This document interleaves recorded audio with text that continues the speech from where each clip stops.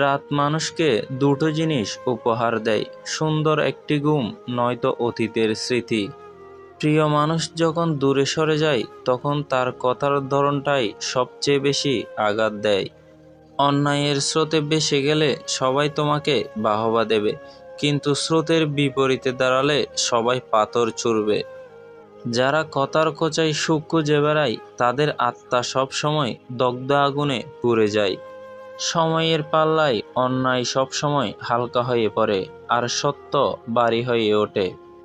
কেউ দোষ খোঁজে সংশোধন করে দেওয়ার জন্য, আর কেউ দোষ খোঁজে অপমান করার জন্য। কাউকে বিশ্বাস করা ভালো, কিন্তু অন্ধভাবে বিশ্বাস করাটা বোকামি। জীবনের অন্যতম সেরা জিনিস হলো একজন ভালো বিশ্বস্ত বন্ধু পাওয়া, যার কাছে কোনো সংকোচ ছাড়াই মনের কথা শেয়ার করা যায়। আজকাল অন্যায়ভাবে ঠকানো আর অতিরিক্ত লোভের কারণেই পারিবারিক বন্ধনগুলো নষ্ট হচ্ছে। জীবনে সুন্দরভাবে বেঁচে থাকুন, কারো ক্ষতি করে নয়।